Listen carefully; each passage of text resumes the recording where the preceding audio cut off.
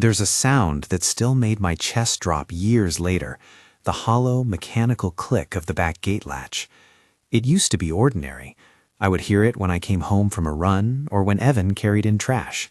It was a sound that said, "You're back." It told me the world was in its place. After a while, that same click came to mean something else entirely. Someone testing whether I was home. I had always valued the time I spent alone. Weekends were for the long runs that ran along the old canal and then looped through the quiet cul-de-sac where Evan and I lived. Those miles were therapy. The rhythm of my feet, the river's scent rising at dawn, the way the neighborhood shifted from sleep to warm light. I thought solitude kept my head clear. It was an armor I didn't realize I would need to take off piece by piece. The first odd thing I remember was a shoe. I'd been home for maybe 20 minutes. My hair was still clinging in damp ropes, and the kettle was singing on the stove. I went to grab a mug from the dish rack and found one of my running shoes sitting on the kitchen table near the fruit bowl, like someone had set it down to dry. It was the left shoe, muddied along the sole. I stood there for a long time, shoe in one hand, steam from the kettle fogging my glasses, and tried to explain it. Maybe I'd left it there the night before and forgot. Maybe Evan had put it there when he came home late. Maybe a delivery person dropped it when they were bringing something. He must have noticed I'd paused and called softly from the hallway. "Everything okay?" When I told him, Evan shrugged and smiled the way he did when I turned small things into boulders. "Claudia probably dropped it off. She likes to make sure you don't overdo things. You know her, practically a second mom." He meant it as reassurance. He'd been raised in the house next door. His mother, Claudia, had always been part of the background of our lives. Casseroles for holidays, a steady presence at school plays, an easy laugh that snagged corners of rooms and pulled people in. She was beloved. Saying her name in my head used to feel like saying summer. I told myself the same thing I told Evan, a mistake, a joke. Then a week later, a damp lace of an old dish towel, one we hadn't used for months, was draped over the door handle of my car. I remember the smell before I registered the sight. Lemon and something floral, that Claudia favored, the kind of scent that meant someone had been tidying in a way they called attention. The towel felt deliberately placed, not tossed. I opened my trunk with the key and everything looked normal, but the towel's seam had an uncut fray, like someone had left a piece of fabric as a marker. It was small. It could mean nothing. It could be a coincidence. At that point, I did something I had never done before. I called my friend Maya and told her the story. She laughed at first, a short, incredulous sound. "You think Claudia's sneaking into your car?" she said. "Maybe she's just over-helpful." But Maya knows how I get inside my head. She knows the way I spiral. "Do you want me to drive by?" she asked. She meant for the towel, for me. She said it like a lifeline, and I grabbed it. We stood in the driveway with flashlights and our coffee and watched the house. Maya held her hand up when the light from the kitchen pierced the window, and Evan's shadow moved across it. When Claudia came over the fence an hour later, because she did come, like she had sensed our waiting, she walked slow and steady, carrying a pie wrapped in foil and a smile rehearsed so many times it had grooves. "There you are," she said, and set the pie on the stoop like a living thing. "I thought you might like a slice." Her presence should have settled the small alarms. Instead, being seen made the knots tighten. She had an energy that folded into rooms like a warm blanket. She could make awkward conversations smooth. And she knew where we kept the spare key. She had keys to our house on everything from holiday decorations to cereal boxes. The towel could easily be explained. The shoe could be an odd delivery. A neighbor could drop off something at the wrong doorstep. It was plausible. Plausibility felt like a shield. If this happened to you, what would you do? 1. Call the police. 2. Confront her directly. 3. Gather proof and watch. Comment 1, 2, or 3 below and tell me why. Once you start stacking small things together, they take on weight. Misplaced items became a pattern. My favorite mug would be where Evan kept his work files, the garden hose coiled into a neat figure 8 in a way I don't wind hoses, my running watch left on the windowsill. A note once appeared on the fridge in Claudia's tidy handwriting. "Just checking in. Don't push yourself. Take it easy," signed with a looped heart. It's an oddly intimate side of care until it feels like ownership. Sometimes the detail was almost tender. She brought over half a dozen tampons after I'd mentioned cramps in passing. She cleared the snow from my car last winter and left an old sweater in the back seat with sleeves folded over like a waiting hug. She gave Evan tips on which stretches would reduce my knee pain and told me gently not to run alone after dusk. That last one, coming from a mother who was supposed to be purely maternal and sweet, felt like an instruction. It felt like the edges of my independence being remarked upon and tucked away. I began looking for evidence. I bought motion sensor lights, paid for a Ring camera by the back door, and put a cheap dash cam in the car. I wrote down dates and times when things happened, like a ledger of infringements. I added the incidents to notes on my phone as if a list would make them less ephemeral. The more I listed, the more I felt ridiculous, a woman compiling a dossier of casserole deliveries and hand towels. That was the thing about gaslighting and family mind games. They live in the margin, in the little instance that everyone else shrugged off. Friends said I was stressed. "You're working too much," Jonah told me when I confessed over beers. He was blunt and practical. He offered to put his own camera on our porch. Our neighbor Louise brought his ladder to help test the motion sensor in the eaves. He drove me to the store for new batteries and took the time to ask me, "Are you sure, Maria?" And not in a way that dismissed me. He meant it like a check-in. "If you are wrong here, I'll walk you back. If you're right, I'll help." The first camera footage was maddening. There was grainy overnight footage at 2 a.m. showing the light at the back of the house flicker. Someone moved across frame with the fluid gait of someone accustomed to being there, a shadow with shoulders, but the camera showed no face. The recording stopped for a minute at the moment the shadow crossed into the kitchen. When the file resumed, the timestamp jumped as if someone had rewound and cut the middle. There was no explanation from the cloud service. The company said it could be a connectivity issue. The file for that hour was corrupted. Evan's reaction was complicated. At first, he did what people do. He wanted the peace of the house restored. He installed extra locks and spoke to Claudia about boundaries. And Claudia listened with the attentive face people adopt when they know their behavior is being observed. She said she was sorry for the misplaced items and offered to stop coming over unannounced. She promised. And for a stretch, everything calmed.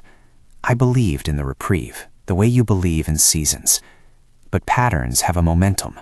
The camera I'd strapped under the eaves one rainy night recorded nothing for an 8-hour stretch.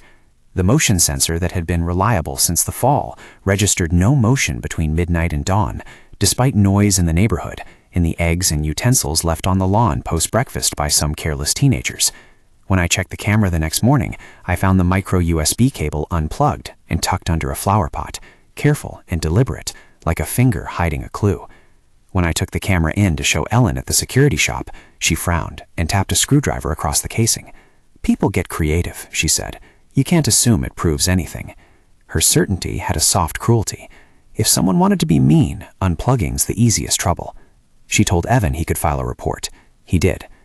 Officer Ramirez came in a uniform that hung on him like a second skin. He'd seen calls like this before. Domestic annoyances. Hours spent he said he didn't have. He was patient and procedural. He left a card with a number and told us to call if something escalated. "We'll log it," he said. "We can do extra walks at night." He took down the times in the description. Very efficient. A man who listened to complaints all day and had learned their texture.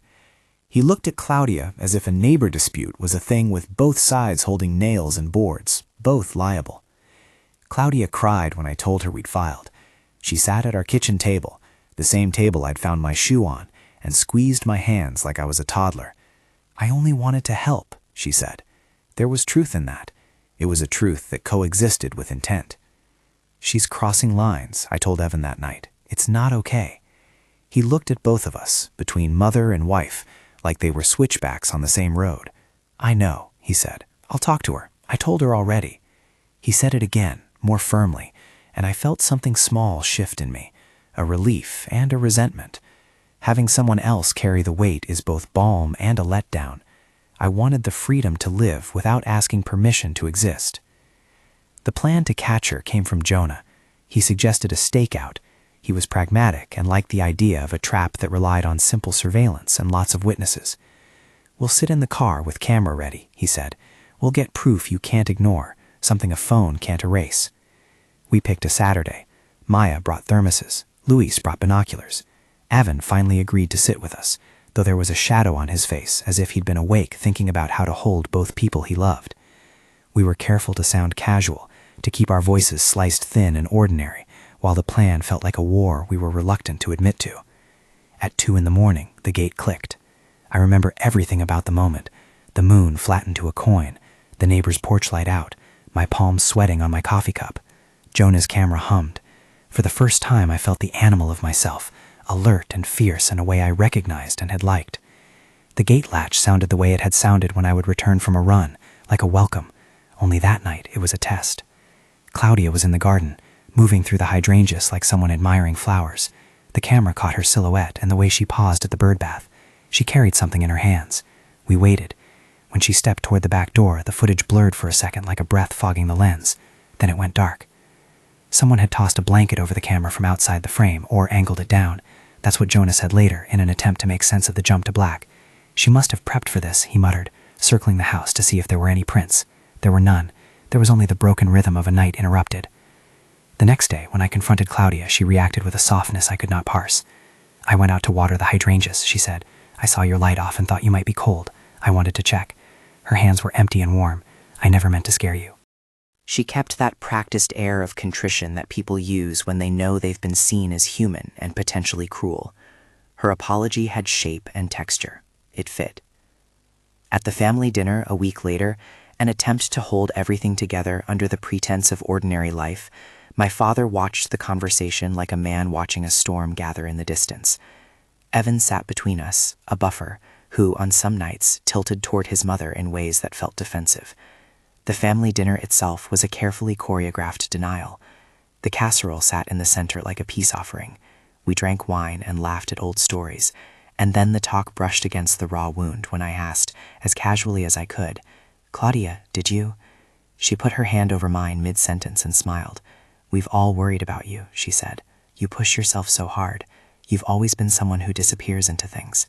She said it like a compliment and also like a verdict. I felt my cheeks burn. My father, who has always hated conflict, made a joke and turned the room, but I could feel the conversation's steering wheel turn away from what I thought might be truth. There are limits to what documents and witnesses can do. There are also limits to what family will accept without a clean, neat explanation. Claudia offered plausible reasons for everything: keys left out of habit, a towel forgotten while tidying, a camera unplugged by a storm. Each explanation was a small net thrown over a knot of suspicion, and the net worked better than I wanted to admit. We tried more formal steps. We showed the footage to Officer Ramirez and asked whether he could serve a warning. He said he could file it and that he would make note in his precinct's logs. He walked us through options in a way that was both official and hollow. Restraining orders took time and proof. Harassment had legal definitions that didn't always account for the slow suffocation of being watched. Evan began to distance himself from both positions. He would take Claudia aside in private conversations, speaking about her loneliness, about how she'd been widowed and needed people, about how the neighborhood was changing. The empathy in his voice undercut my urgency. "You'll make her feel humiliated," he said once, low and tired. "You don't want that on your conscience, Maria." We argued about approach and tone. I wanted to be measured. I wanted pieces that could not be shrugged off. He wanted to preserve the family tie. In the middle, I felt my own sense of rightness fray. Do I protect myself and risk breaking the delicate web of family, or do I yield and live smaller? The escalation came in a way that felt theatrical yet maddeningly ordinary. I found a handkerchief tied to my running strap the morning of a race, a thin square of blue cotton folded into the strap like a secret note. It wasn't the kind of thing a random passerby would have access to. The handkerchief smelled faintly of her lotion. In my nightstand, I found a photograph of me, taken from the street outside the canal path, folded and placed under my socks. The edges were worn, like it had been kept in a pocket. Whoever had taken it knew my routines intimately. I decided to confront, not with police, not with witnesses, but face to face in a place that would be public enough to hold both of us accountable, the community garden, during the day. I wanted to say, this is why I cannot feel safe, and did not want a dinner table or my living room to be the theater. Claudia arrived with a potted plant like an offering. She had the practiced smile and a scarf wrapped with quiet meticulousness. There were people milling about the garden. A child trailed behind her, asking questions and bursting into laughter. We spoke in a measured way. I brought up the handkerchief at the running strap and the photograph, and she went very still. "Who would do such a thing?" she asked, and for a handful of seconds her voice was hollow with innocent disbelief. The surrounding chatter kept the moment human and mundane. "You wouldn't be last to know," I said, and told her about the camera footage, about the unplugged cords and the towel. I felt my throat tighten. "I'm telling you because I need it to stop." She shook her head. "I would never. I don't need to do things like that." Her eyes looked like a grandmother's eyes, and for a second I wanted to believe her outright. The chorus of people around us made the whole encounter less like accusation and more like a request for witnesses to watch and remember. She offered to help me pick out a new camera, and even volunteered to be in a neighborhood watch. She touched my arm with charm and earnestness. "We have to fix things," she said. "Let's figure out what's wrong." And then, when I least expected it, she slotted into a tear in the day, and the conversation shifted. She began to tell me about Andrew, her late husband, and the way he used to misplace his keys. She told stories to fill the spaces where she had to be guilty, or to prevent her guilt from getting a foothold. People around us sighed with sympathy. The garden dissolved back into its pattern. The accusation was swallowed under a stack of memories she was allowed to own and perform. I left feeling more disoriented than resolved. It is astonishing how quickly someone can reshape your reality with a look in a story. That night I lay awake and thought of all the small objects that had been used to unsettle me. They were not weapons. They were domestic, material pieces of care and belonging, retooled into signals of claim. The confrontation collapsed like a house of papers. It did not explode. It settled. That was worse. I expected fireworks, a clear break. Instead, we were left with a quiet that felt deliberate. The next week, the note stopped. The towel was not found again on the car. The handkerchief did not reappear. The camera hummed and recorded normally for 3 weeks. For a while, life seemed to rearrange itself into something safe. Then there was the voicemail. It arrived on a Tuesday in late October, when the light had shifted and the day felt brittle. It began with my name, said so slowly it felt rehearsed, and ended with, "Take care of yourself, love." The voice was both familiar and wrong, carrying the press of attentions I could not categorize. I listened to it 3 times in a row, heart racing, the way you try to train your ears to a truth you do not want to own. The voicemail's tone had the same cadence Claudia used when she left voice messages about dinner plans. It was both proof and a small, cruel thing, something I could not prove, and something that landed like a feather on my skin and refused to budge. We took a meeting with the precinct to ask about tracing the call. They explained limitations and protocols in the even, patient tone of civil servants. "We can subpoena phone records with a court order," Officer Ramirez said, "but that requires probable cause." The words were a wall. We lacked the clean evidence that would make the legal system move like a machine. There was a log of incidents, and there were recordings that were corrupted, and a voicemail, but there was plausible deniability in every sequence. I began to curtail my runs. I told myself it was temporary, but the runs shortened to daytime, then to a treadmill in the gym. I would glance over my shoulder in grocery store parking lots. I installed motion-activated floodlights that turned whole walls of the house into bright exposure. I bought 2 locks for the back gate and a small alarm for the back door that would shriek if it sensed forced entry. The alarm sound was crude and childlike, and I hated turning it on because the noise felt like admitting defeat. It was my version of a flag. There's a subtle, steady grief to giving up a piece of your life. It's not sudden. It creeps like mold into the corners. Friends stopped asking about my weekend training and started asking about my safety. For a while, people rallied. Megan brought over lasagna one evening and asked with a raw curiosity, "Do you feel safer now?" I said yes, because the truth felt like a thin thing, like a bandage over a bruise. "Some days," I whispered.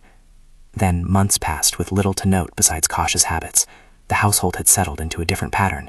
Evan and I slept with the bedroom door latched and kept phones charged by the bed.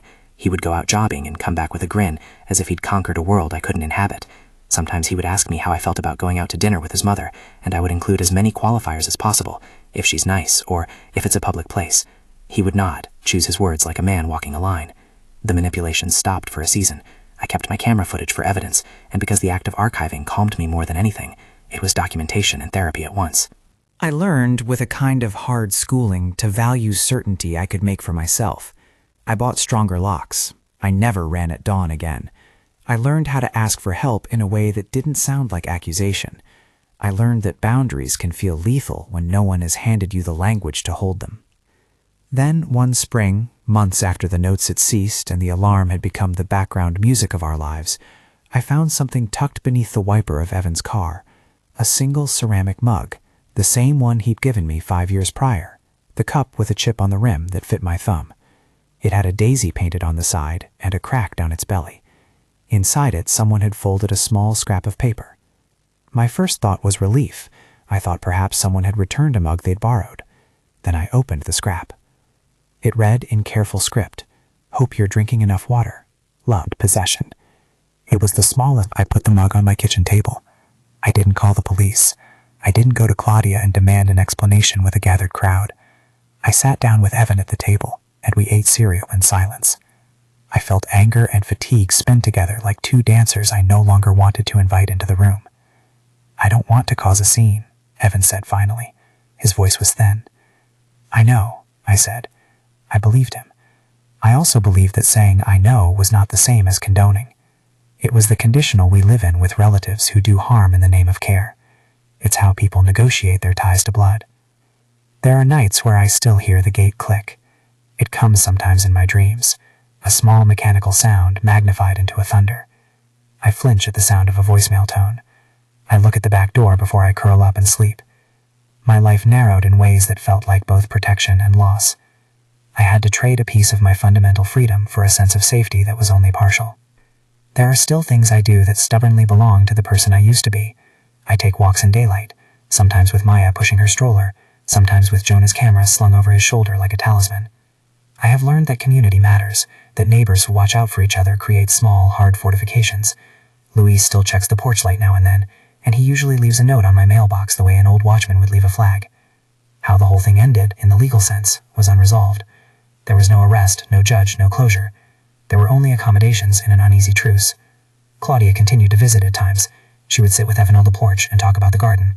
Once, she brought a tray of brownies and left them near my mailbox with a note that said, "For you, because you deserve treats." It read like an olive branch and like a claim, both. There were days I felt like a complicated book with pages missing. I learned to trust myself more than I trusted explanations. I learned that being right is less important than being safe. I learned to say no out loud and believed over time that the word didn't have to be loud to be permanent. I taught myself to notice what felt like pattern and to speak it out loud to witnesses. Journal entries and photos became a map of what had happened. Evidence, even if circumstantial, made me less alone. And yet, the small manipulations never fully stopped. Years later, when Evan and I were getting drinks in the kitchen, his phone buzzed and a text came from his mother. "Have you two eaten? Don't forget soup tonight, X." It was domestic, banal. It had the cadence of concern. I felt a new kind of tiredness, like the slow erosion of a coastline. Small acts, daily and nuanced, create an architecture of their own. They make fences of the things that should be free. Sometimes I imagined a scene in which everything would be laid bare, a police case file thick with recordings and a judge who could parse intent. But fantasies like that misread the world's prosaic fabric. Real life is stitched from partial truths, from kindness that sometimes masks control, and from apologies that are real and performative at once. The horror of such a thing is not in a single monstrous act. It's in the slow reconfiguration of warmth into a tether. If there's a lesson, it isn't tidy. It's not a how-to manual. It's more like this. Listen to the small things that feel wrong. Trust the friends who bring thermoses and binoculars. Record the voicemail. Keep the photos. Ask a neighbor to watch the porch. Let someone else be furious once in a while on your behalf. Some truths only gather weight after they are written down. The last image I will leave you with is not a moment of triumph, but a quiet act of precaution. On a late summer night with windows open and cicadas like a distant applause, I walked to the gate and slid a bolt on the inside. It clicked. The sound used to be a welcome. Now it was a promise I made to myself. Small, private, and firm. I am not the same person who left my shoes by accident and wondered if a misplaced shoe might be a joke. I have boundaries that are not negotiable. Friendships held. Some family ties strained beyond recognition. The police did what they could within the limits they had. The house felt different, quieter, alive with an attentiveness that had nothing to do with fear and everything to do with care. If you've read this far, if these small domestic terrors ring true, I want to hear from you. Have you ever felt like something in your home wasn't quite yours anymore? Share one small thing that made you feel unsettled, or tell me which choice you would have made, 1, 2, or 3. Leave it in the comments, and subscribe if you want me to share more stories like this. There's power in a community that knows how to keep watch together, even if the conclusion is not perfect, even if safety comes as a series of small locks and louder lights. We learn to survive by the same stubborn resilience that kept us running in the first place.